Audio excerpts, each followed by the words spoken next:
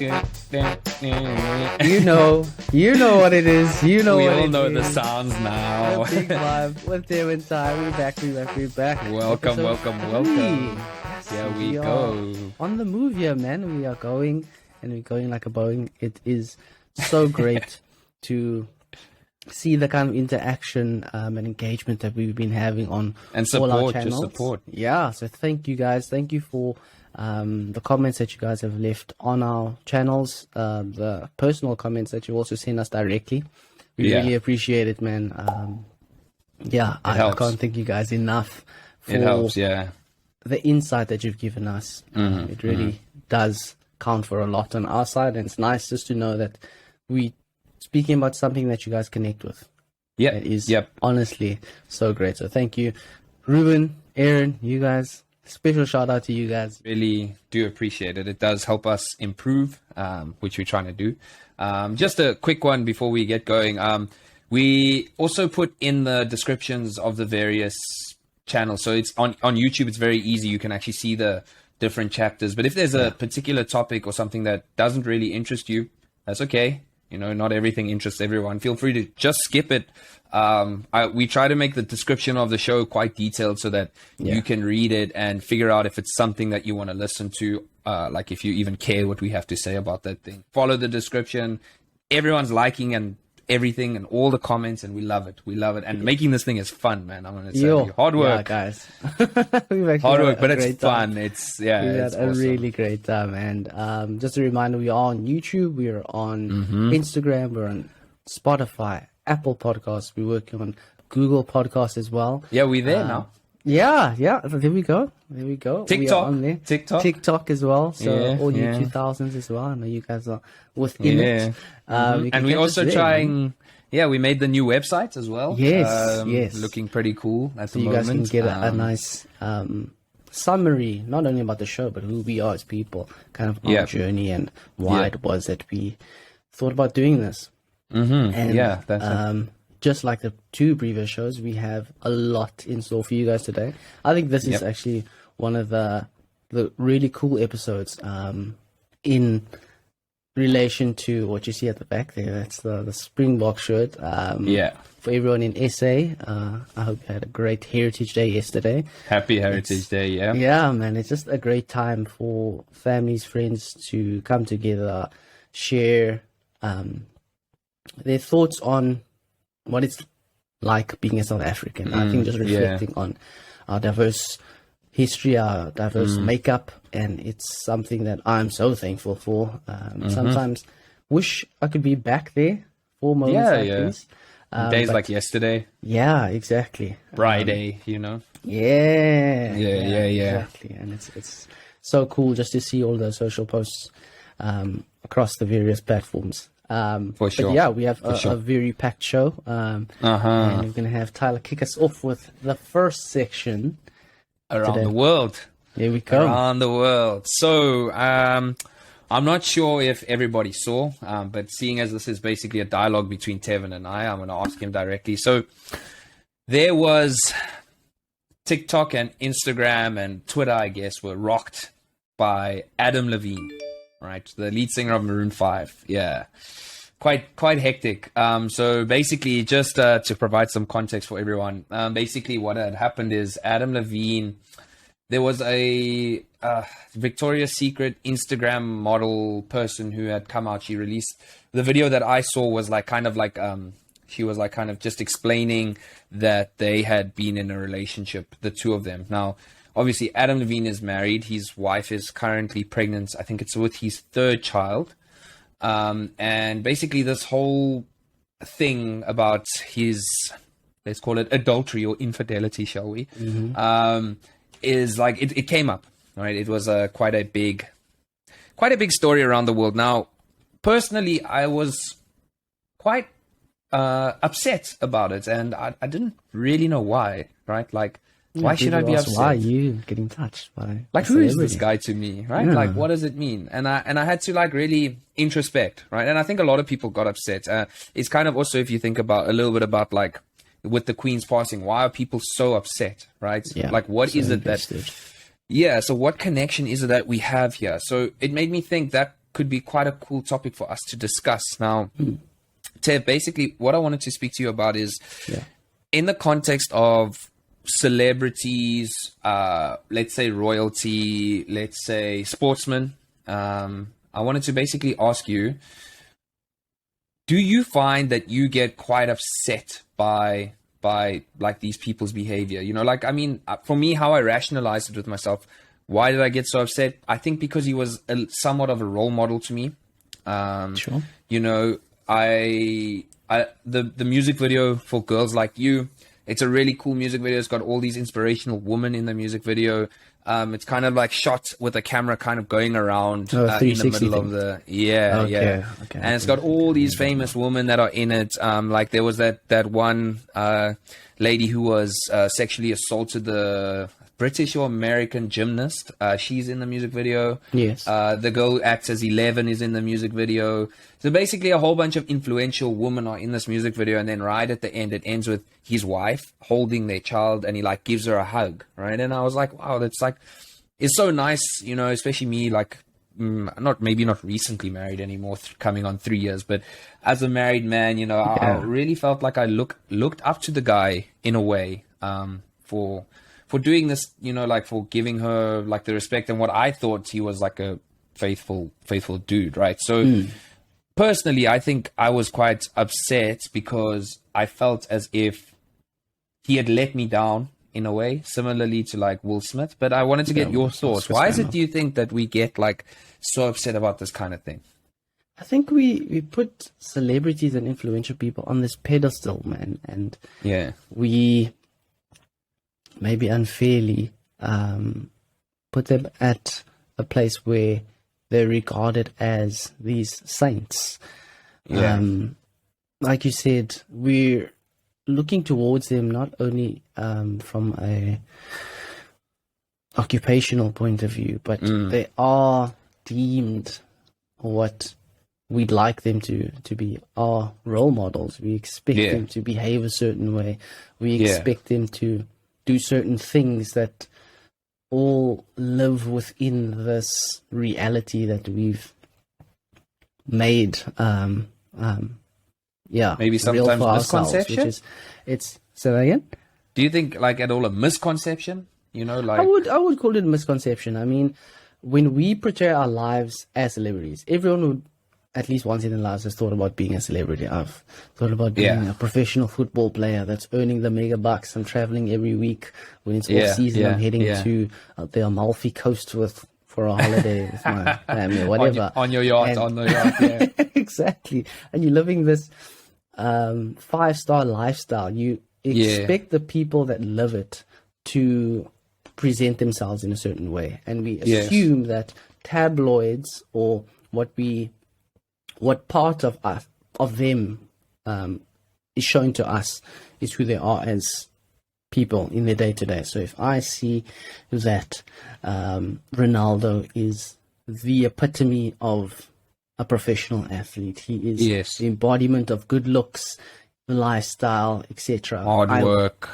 Can't fathom anything taking away from this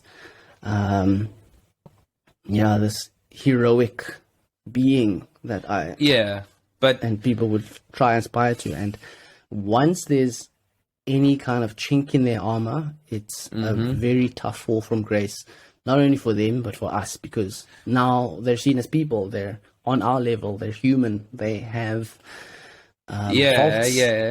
But let me ask you this then: do you not think that there's a certain level of responsibility for these people, right? So surely they have to understand that they are influential. They have to, that you have to surely acknowledge that as a celebrity, right? Like, or am I wrong? Am I missing it? Or is it a person must be a person must be a person?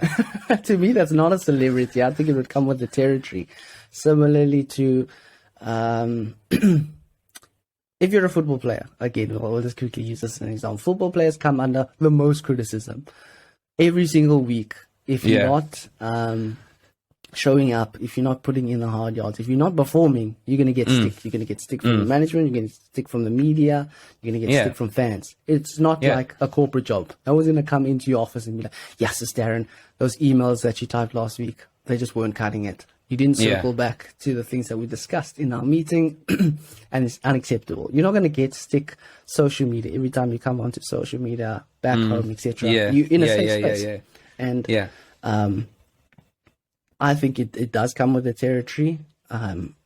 Maybe to an extent you can say they didn't want to be famous. They just wanted to be really good at their profession. And with that came the fortunate/unfortunate baggage of being in the spotlight. I guess so, but I think I also disagree, because in this day and age with like social media and everything, surely you have to understand that it is, you can't say, oh, I just wanted to be good at my profession, I didn't really want the media attention. It's like, well, then you must be like Marshmallow and wear a or Dead Mouse, right? Hide your identity if that's how you feel. Like, what are you talking about? Like, you have to accept and you have to understand that being in this position comes with, I think, a certain responsibility. But then I want to ask you a follow-up question. So have you seen Princess Diaries? I haven't. With Anne Hathaway. Anne Hathaway. What?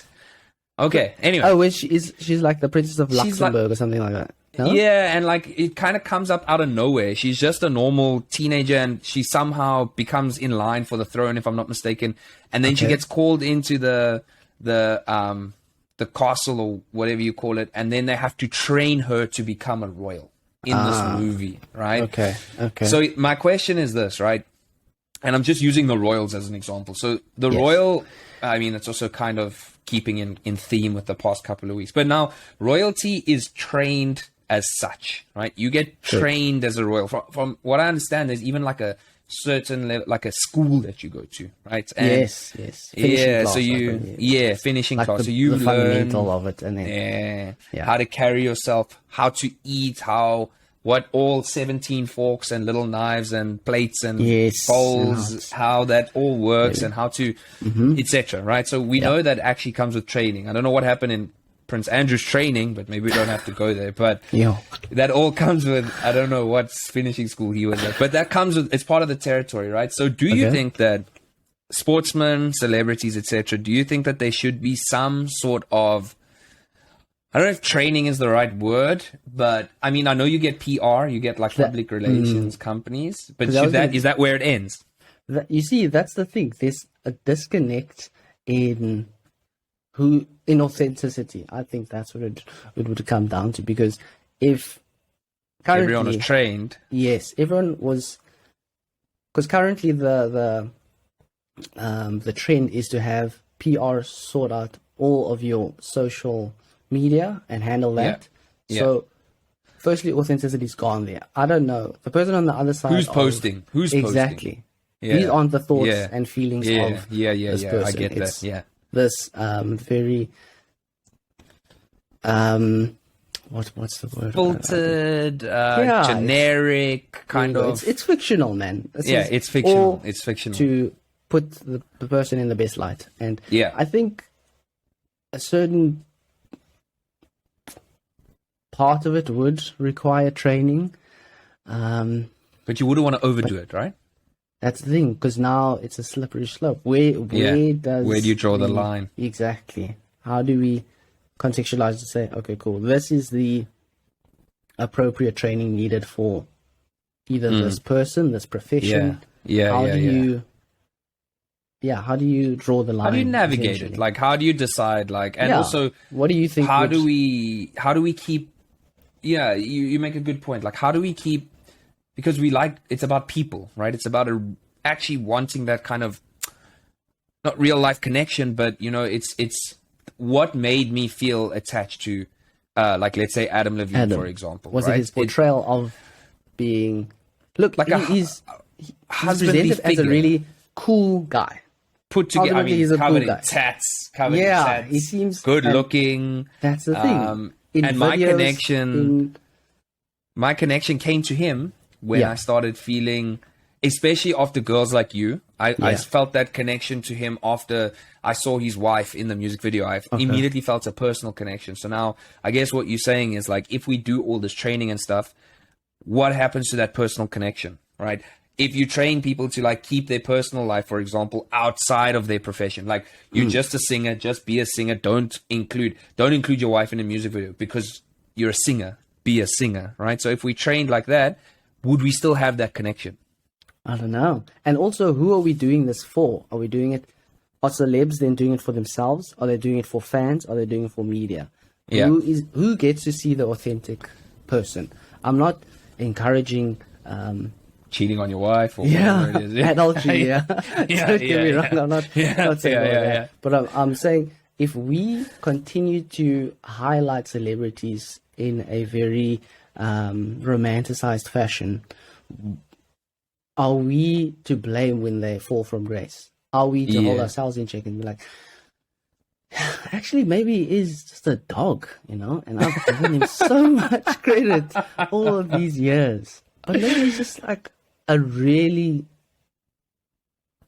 narcissistic person. Maybe he's just or like in some cases, like, okay, maybe not in Adam Levine's case, but like maybe in like Will Smith's case, for example, everything that happened with Chris Rock, you can discuss if you think that it was put on. A lot of people actually believe that it was staged because the Oscars was losing its interest. So some people think it was staged. Okay, but that aside, he's come out. He's really been trying to fix his public image again. I don't know if you follow him on Instagram, but he's been trying. So because he's gone through the gutters, man. And as someone that looked up to Will Smith as an idol, I'll raise my hand and say I was a massive Will Smith fan before the movies. I pretty much got every one of his albums as a kid. I don't know why. Looking back, your raps weren't that great. If you're listening to this, Will Smith, I do apologize.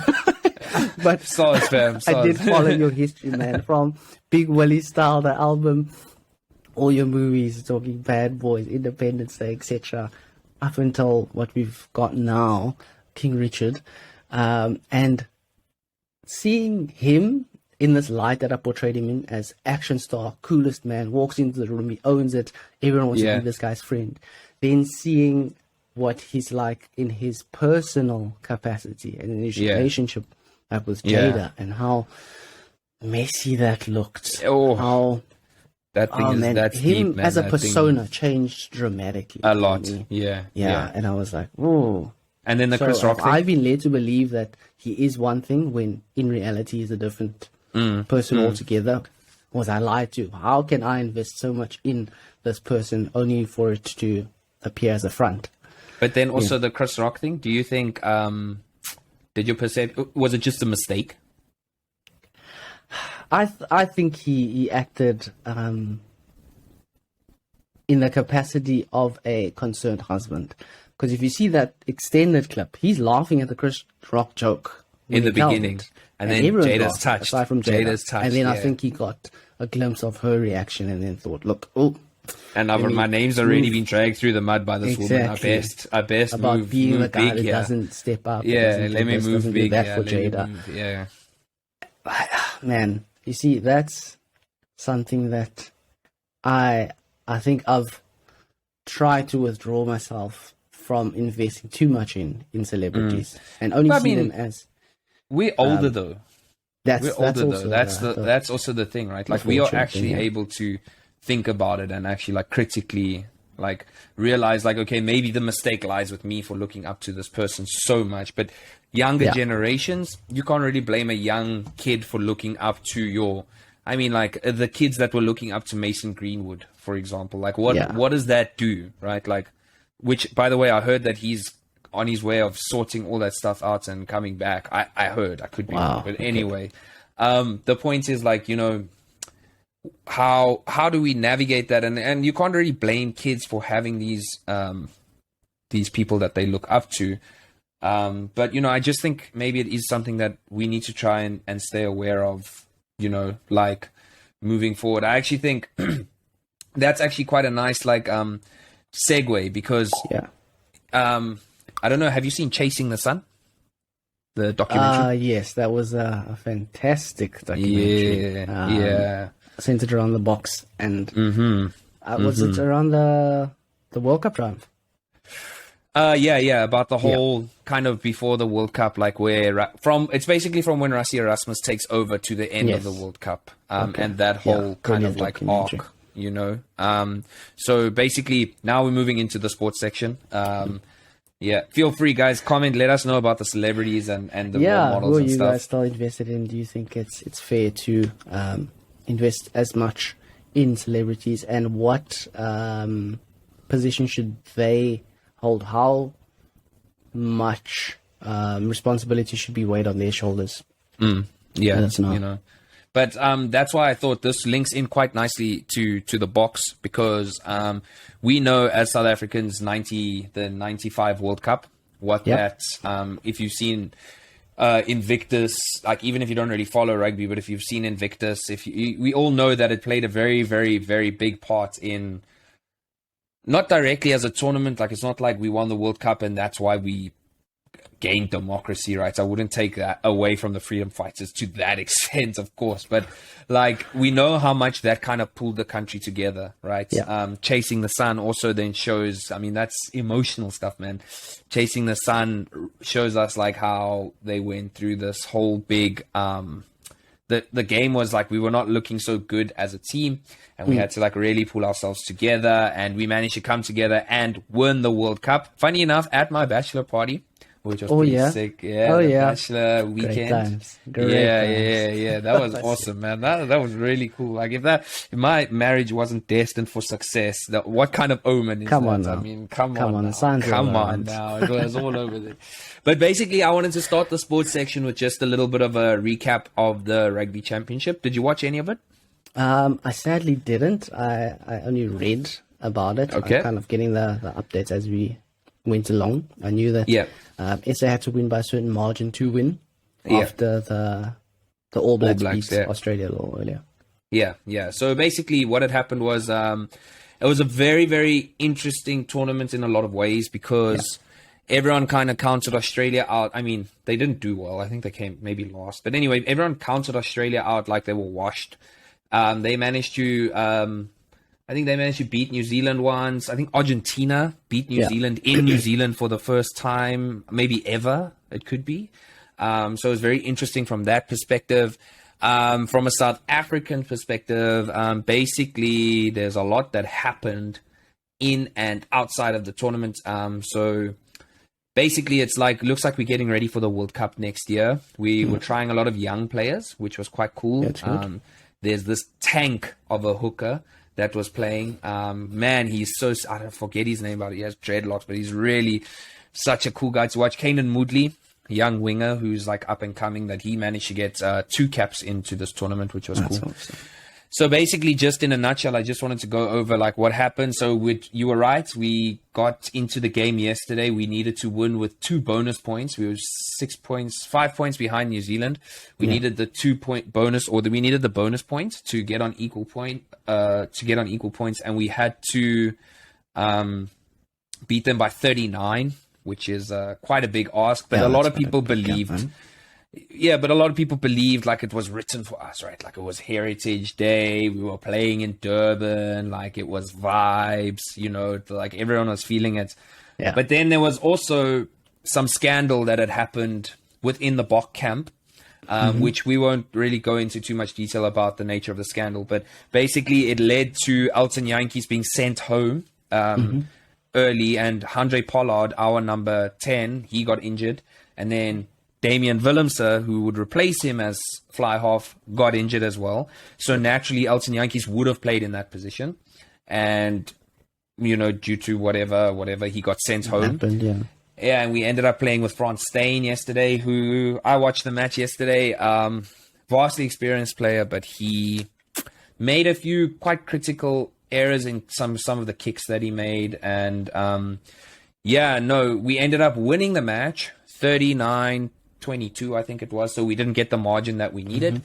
Ended up coming second. But yeah, basically all I wanted to say really was well done to the Boks. You know, I thought it was a nice homage to them, or ode to them, based on Heritage Day and the two of us chatting and your lovely jersey behind you over there. Oh, yeah. Oh, yeah. There it is. There it is. And just a quick question on the Rugby World Cup. Where's that being played? And it's next year, right? France. France next year. Yeah, okay. Next year it's France. And it's going to be big because, you know, there's a lot of people that kind of think that South African rugby needs to adapt and change, that it's a bit one-dimensional and that we've been figured out. And yeah, it's just going to be an interesting one to see because I see that there's a new generation of players that are coming through. And, you know, like I said, I think as a South African, rugby is quite important to us, yes. especially when it comes to the World Cup, you know. That's true. And I mean, given our success in it, it's one of the sports that we actually excel at continuously. We did obviously have golden eras or golden generations, and it seems that even through that, we still managed to find a really good contingent of players to make us competitive in the major tournaments. And to say, so great to see. I mean, we wish we'd found that across all of our other teams, and other sports. Which brings us to our next section as well. Like, our boys are renowned as the chokers, unfortunately, as the Proteas. But if you guys have been watching the news, SA Cricket Board have come out with a new T20 style tournament, looking to match the likes of IPL as well as the Big Bash in Australasia. And this took place, there was an auction that took place for the players on the 19th of September. So essentially it's going to be a new tournament that takes place from next year. Okay. It features 6 teams as part of the inaugural tournament, and the teams are MI Cape Town, Durban Super Giants, Johannesburg Super Kings, Paarl Royals, Pretoria Capitals, and the Sunrisers Eastern Cape. And in that you'd hear names that sound very familiar, or very similar rather, to the teams from the IPL. Okay. And apparently the reason for that is because the teams belong to groups that own the IPL teams. So there was some license given to the use and image right usage. So MI would be like the Mumbai Indians, Super Giants, and Johannesburg Super Kings, Chennai Super Kings as an example. And you'll even see, if you look at their logos, they are essentially quite similar. The same. Yeah. So I want to ask you, is it also international players like the IPL? Yes, or is so just to name a few, I'm going to give a quick recap. We've got Paarl Royals, who have quite a decent lineup there. They've got David Miller, they've got Joss Butler, who plays for the English national side. It's also really good. So Jason Roy as an example, Owen Morgan. So there is quite a big English contingent. Indians, I haven't seen too many. I think the agreement is namely with the English national players. So again, 6 teams in this inaugural tournament. It's supposed to take place in 2023, and it's looking to create and pull more interest into the local game. All the star players in one team, and in the format that just facilitates the most fun. It's to the point. Shorter. You're not dragging anything out over successive days for one particular match. So I think it's a format that could work really well, given the South Africa's support for T20 cricket. It's really something that I think will attract a lot of investment from the South African people. I think this is a good thing that they're trying to bring in, because, you know, I used to watch a bit of cricket. I don't anymore. I don't know if it's what the reason for that is. I think mainly because, like, even T20, it's still long. Like, it's still a long match that you have to watch. But I also find, like, I don't know, man. Like, the IPL is pretty good. Like, I can watch that because it's very entertaining. There's like a little bit of sensationalism to it. So I think this is a good thing that they're trying to bring to bring to change the game a little bit. You know what I'm saying? I actually, that you got me thinking here about reviving sport, right? Okay, not reviving. Let's say reviving sport, because if I think about cricket, I'm like, this thing is dead, man. Cricket is dead. Okay, not dead, but it's like some of your interest has waded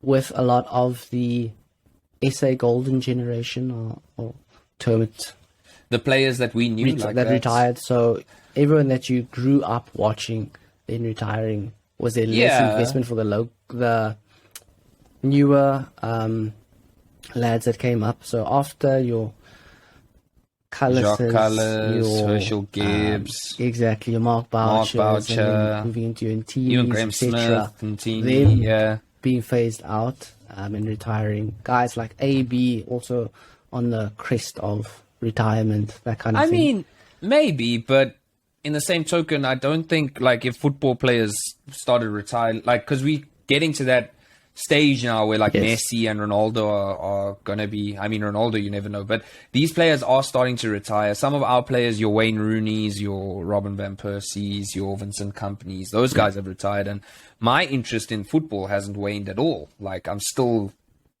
majorly, I mean, football's a bad example because it's the number one sport around the world, but I don't know, it could be that, but it's really got me thinking now, and I wanted to ask you, so Drive to Survive, right? That show on Netflix. On Netflix.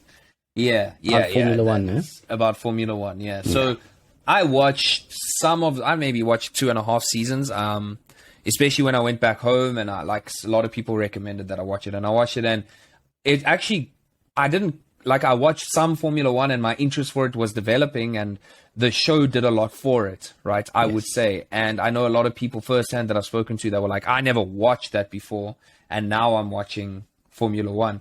Just quickly before we move on to the next topic, but do you think that these sports need to change, in some ways, cricket creating this new format, South African cricket making that, or Drive to Survive giving us a little bit of a background? Because a sport like Formula One alone, you need some background. So do you think we need to change the sports to kind of stay relevant, or what do you think? I see sport moving in a very hybrid way these days. You have a lot more consideration for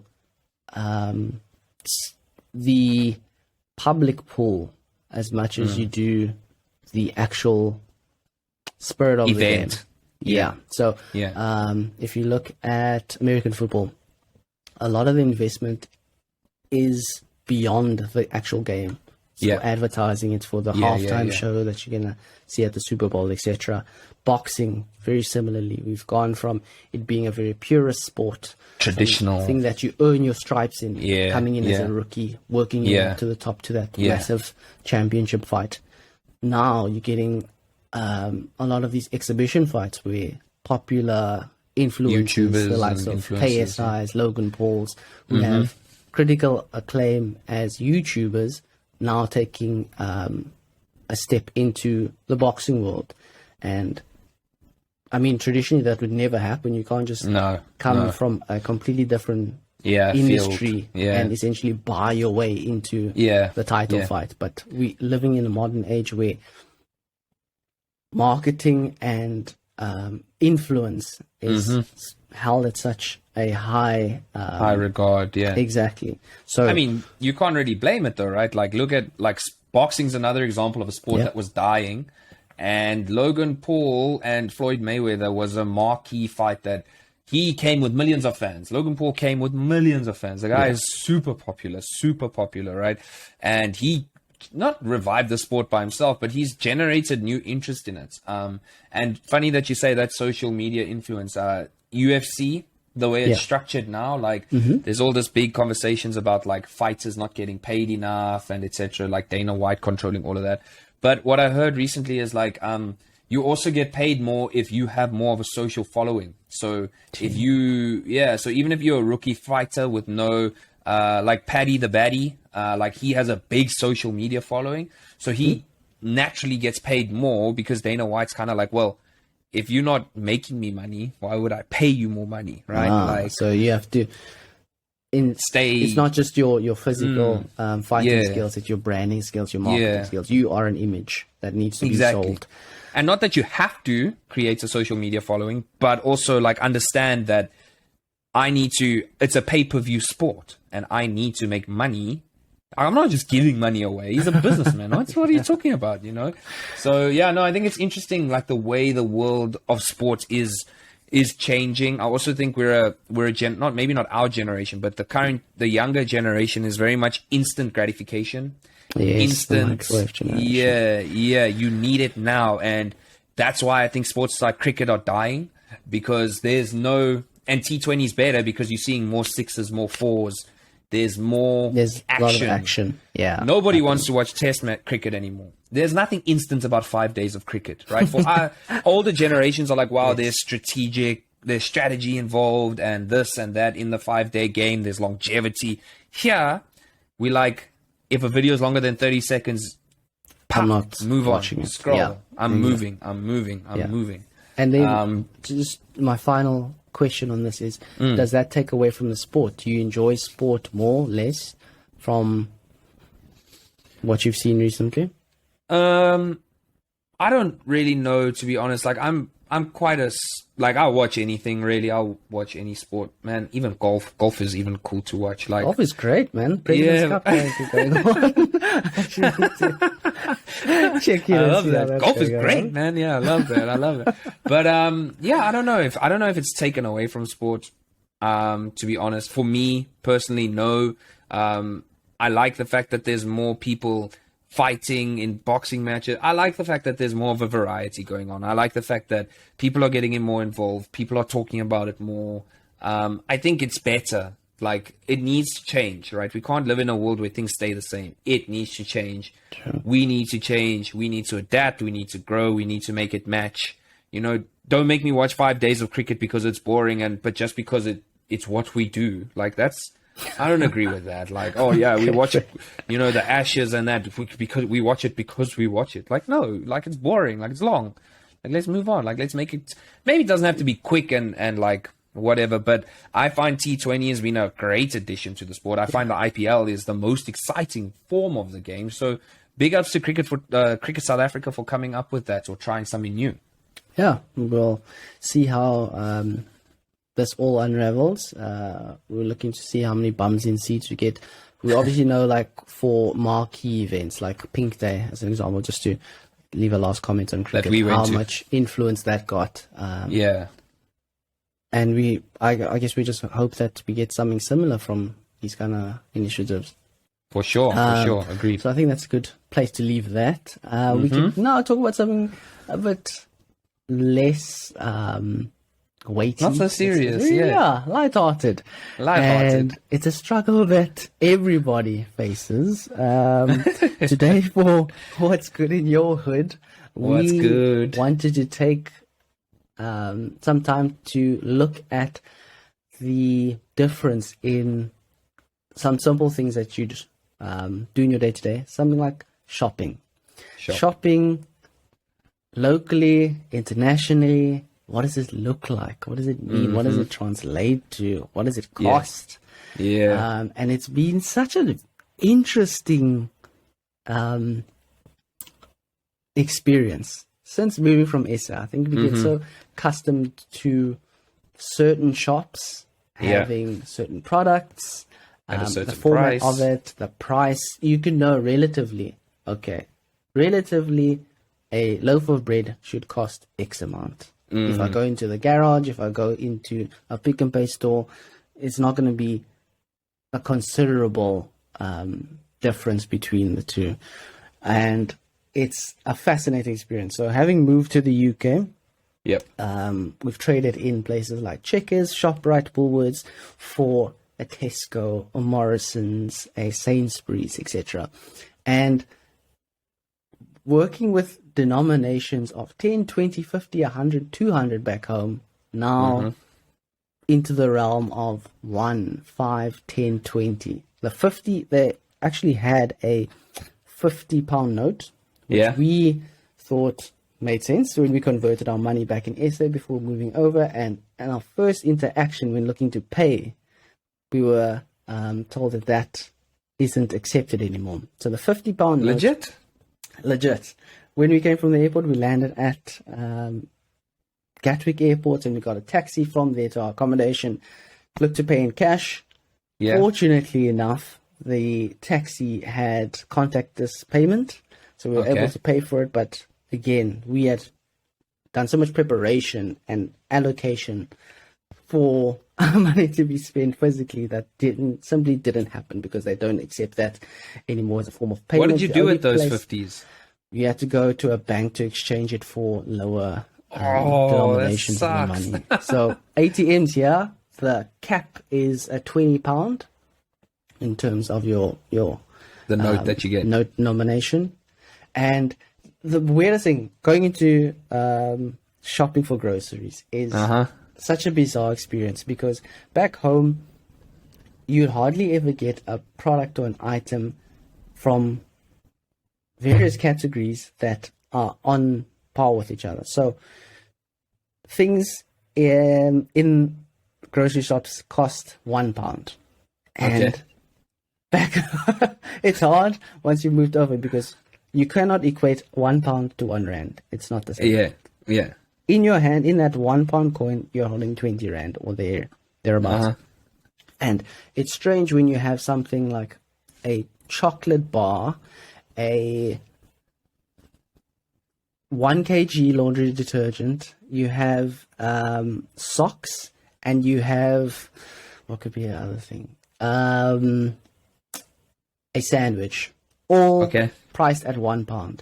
How do you know what is the value of your £1? Exactly. Am I being completely shafted on one item? What's wrong here? Something doesn't match. Low price for the other item.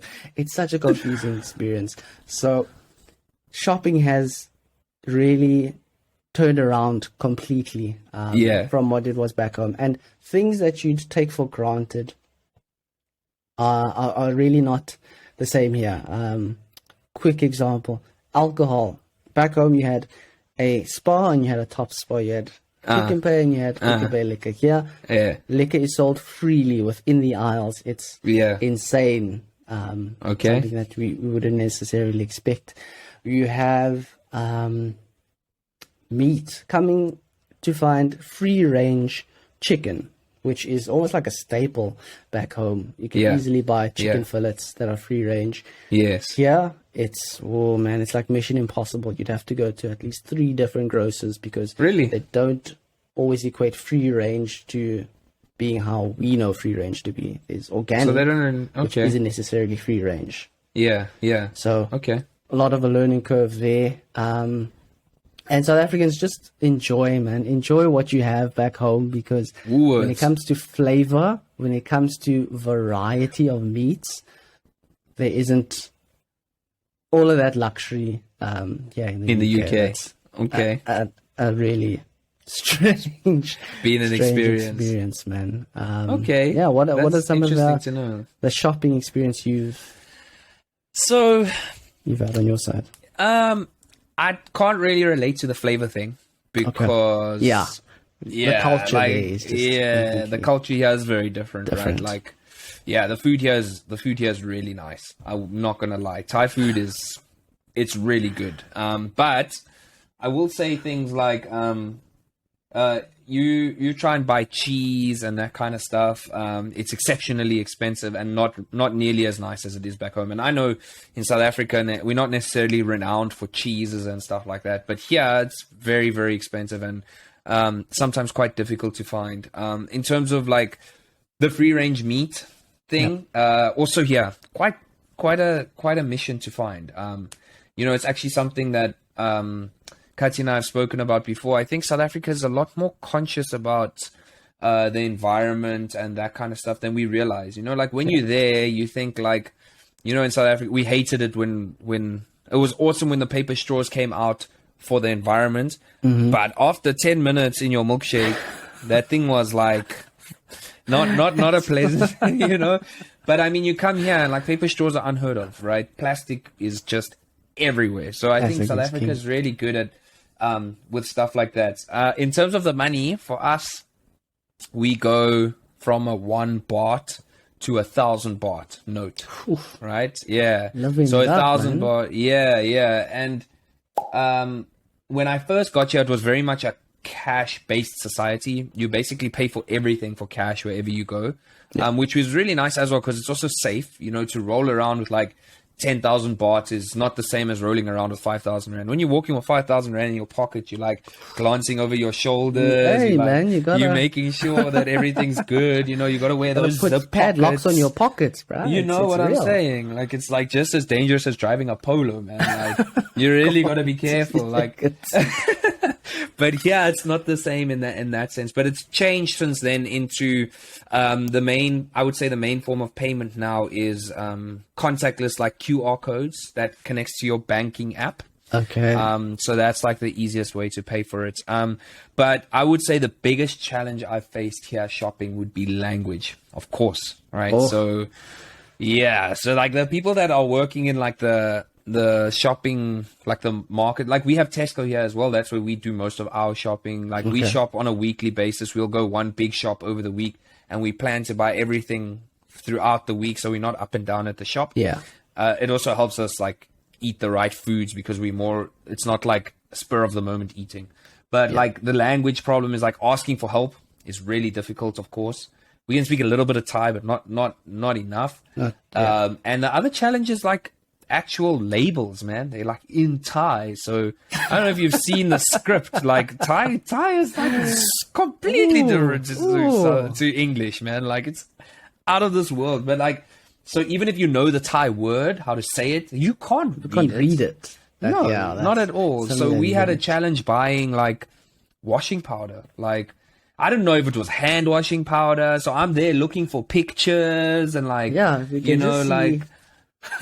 just see like something like this, like or a little machine or something like that. Yeah. And like, so that for me has been the most like kind of interesting experience. I think you and I, we had some ideas and I think we can do it as like doing like a little, I think actually Lisa gave the idea to do like some time lapses. Yes, just going into the store. We can get, both of us will go into a store. We'll give you guys just a walkthrough of what a typical supermarket looks like. Yep. And then we'll do a price comparison to say, look, this is what the basics cost. So bread, milk, eggs. And then we'll try find a few items that are either extremely expensive in comparison or extremely cheap in comparison to what it is like back home. And another quick thing I wanted to touch on was going back to things that are taken for granted. Popcorn kernels. We have had to scour 4 cities to find popcorn kernels in dozens of supermarkets. None of them sold it. We actually had to go to a African-themed shop for popcorn to get popcorn kernels. Popcorn kernels expensive? Are not a thing. I think we paid for a 1 kg bag of popcorn. We paid 120 rand, which is expensive comparatively because popcorn kernels is cheap. supposed to be like 3 rand. It's just a snack, man, like a cheap snack. And now we use a little bit of oil. We're being fleeced on the side, man. It's ridiculous. Takeaways. Funny. Okay. Before we wrap up, takeaways here. Everything costs minimum £5. And give us context. What does that mean in rand? Okay. So everything. What is are you 100 expecting rand. To pay? Everything is 100 rand standard. Whatever it is that you're gonna buy, if it's a starter, if it's a main, it's 100 rand. And we were shocked the other day when we went to go and buy Chinese at our local takeout here. We ordered, so if you're not ordering a chow mein as an example, if I'm ordering shrimp and mushrooms, so that was the one item we ordered. Shrimp and mushrooms, which is served as a meal. It's just shrimp and mushrooms in a sauce. That's it. That cost 140 rand. Yeah. To add rice or noodles, one would think that's an accompaniment. You guys make a lot of rice. There's a lot excess of noodles. Just throw us a little bit there, man. Just surely you can just charge me an add-on fee to put that with my meal. Not the case. We ended up having to pay £2 or something. 110 rand just for plain noodles that can be the accompaniment to whatever meal you've ordered. So all in all, when you traditionally back home would order a chow mein, a variety of chow meins, if it's a seafood, if it's a lamb, pork, beef, you'd order it as a meal. It comes as a meal. I get the the item that is the least cost to make, noodles, rice, etc., with my meal.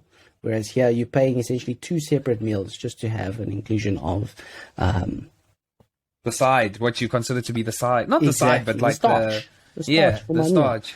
Meal. So yeah, shopping here is crazy because I actually need to check if it's also in the main cities, but we're living in a town, and it's strange that things aren't open concurrently. So you'd have a supermarket that's open from 6 o'clock that closes at, say, 6 o'clock. You'd have all takeaways here in town only open up at 5 o'clock. Only. So what if about you're breakfast? hungry, you don't want to work, you don't want to cook anything at home, you must wait until 5 o'clock. What about breakfast places or whatever? There's a McDonald's. Yeah, but I've seen 24. What about like in videos and movies and stuff where it almost looks like a food cart and they're making like an English fry-up sandwich nyana there? No. Is that just the movies? You'd have to go to a hotel to get breakfast as part of it. For £5? For £5. Minimum, and that's before you get to the bread, to the proteins, bro. You can get your beans and toast before they put the starch. The beans and toast, man, it's a real thing. For those who have thought that beans on toast isn't a real thing, I kid you not. Beans on toast is a staple for English and people. And Black pudding, actually really nice. Okay. Yeah, I tried it outside of England. So shout out to Renato at the Wren Urban Nest in Ireland. The best black pudding I've had in my life. Okay. Superior quality, man. Plus, in Ireland, there's less interest in beans. Beans are what's running this country. I came across a tweet that said English people are eating like the Germans are still flying overhead, and there is some truth to that, man. You cannot have beans as an accompaniment to everything. I'm saying breakfast has beans. All the takeaway places have beans. They're selling it as a sauce, and in one extreme case, as a promotional item. Heinz made beans ice cream. Oh, that's the extent that beans is running this country, man. And it's wild. It is. It's like seriously Chuckles. Wild. It's like Chuckles in Woolworths. Everything in Woolworths is Chuckles. Everything in England is beans. The cone, and there's your beans. So very strange experience. And just the timing of things. Like, again, to only get takeaways after 5 ended. Yeah. The one strange aspect is we have the local bank here is called Lloyd's, and the bank closes before general work, the working world or the working force would finish their workday. Yeah. So the bank closes here at 3:30. Everyone finishes work at 4:30. So if you needed to do any kind of transactions at work, you'd have to take off or take your lunch break to come and do any transactions. England rolls different, eh? It is crazy. It is crazy, man. But just quickly before we wrap up, is it any different in London? Times and everything like that? London being a bit more metropolitan and with the massive influx of tourists, they do cater a bit more. So things are left open a lot longer. So you can go shopping any time of the day. You can go and get big city, and that's probably where you see that actual thing, because man, those breakfast sandwiches that they make in the movies, those things look dope, man. Like, you know what I'm talking about, like where they're busy, it's like they got a hot pan in front of them with like and they just cook a thing, they put it on a roll and put some cheese and they give you a roll and you go, you know. That thing looks good. Honestly wild, man. And having grocery stores stay open until midnight. Never thought it would be a thing. I honestly thought it's always just going to be like a Shell convenience store or an engine that's open to them. But they have grocery stores where you could let you walk in at 11 o'clock at night, and it's still operating as normal, fully. So there's ups and downs. There's ups and downs. So give and takes. I'll find a few more interesting anecdotes, revelations with shopping in the UK. Maybe we can chat a little bit about that next week. And I think maybe what we do is we move our matters of the heart topic to next week, which I think will be a good talking about, like, you know, just like, has it been everything we've come to expect? We just spoke a bit about shopping. We'll speak more about that kind of thing. And what we've come to expect, where it's surprised us pleasantly or not so pleasantly. Agreed. So, like beans ice cream. I don't know about that one, but I think let's do some more market research so we can spread the word to the good people that are listening. Yeah, we'll let you know what life lives outside of just beans on toast. And to answer your question, guys, I know a lot of people were asking, aren't there South African franchises over there that you guys have tried? Nandos there. Nandos is here. I came across there's a Steers here as well, apparently. Nice. But I can't bring myself to pay 150 Rand for a wrap before ordering the side. So it's been something I've resisted thus far, but for flavor, man, I think I might just bite the bullet. Maybe if the pod goes big, maybe Nandos can fly in here, and come and sponsor us. You know, we can tell them at the beginning. It's for the people. Flame grilled big vibe. You know what I'm saying? You know, that's all we could ask for, man. It just tastes different. Like, whatever you need us to do, Nandos, we got you, fam. Like, just slide in. We'll eat the wings on YouTube. There we go. For your benefit, people. For your benefit. For you. Somebody has to do it. Somebody has to do it. But I think people must let us know what questions they have. That would be awesome. If people have specific questions about shopping in our various countries, I'll do some research around as well. I think I've been here for so long that it's kind of become the norm to me, a lot of things. But I need to take a step back and realize, I try and put my mind back to when we first arrived. Because there's a lot of stuff when I first arrived that was like, whew, this is crazy, man. But now that I've been here for so long, it's like, that's just the way it is for me now. You know, next week I'll add some context for Thailand. Nice. And then we'll also get going on that shopping idea. Once we've finalized all of that, we'll put it up on our social channels. And last thing, we're going to have some guests coming up, I think, in the next 2 weeks. We don't have to tell the people just yet, but it'll be a nice surprise. In 2 weeks' time, we're going to have some guests. And then we're going to have some more guests. I'm thinking every 5-ish episodes. I have some people lined up that I would like to speak to, and a few of the people actually want to come, which is awesome, man. Like, that's really, really cool. The last thing I'd like to ask, guys, please remember, you know, the same old things, like the videos, subscribe, comment, tell a friend, share some love, pass it around, send a link, you know, whatever you feel like doing. Just help us get out there. You know, you guys have been great, and we just ask that you continue to be your fantastic selves. Oh, yes, I echo those sentiments, and really, we want to engage with you, man. Let us know what you like. Let us know if you guys have any quirky shopping stories wherever you are. Have you paid for something? Have you come across any great deals? What is it that's the real seller in wherever you are? Especially back home. I mean, it's been a while, right, since we've been back home. What's changed, like, in terms of maybe things have gotten cheaper, more expensive, things that, you know, Tevin and I might be surprised to hear about. We're keen to hear about all these things. Exactly. Let us know. I know there was the controversy of the Woolies rotisserie chicken being really half an arm and a leg these days. So it's like that. Let us know. Yeah, let us know.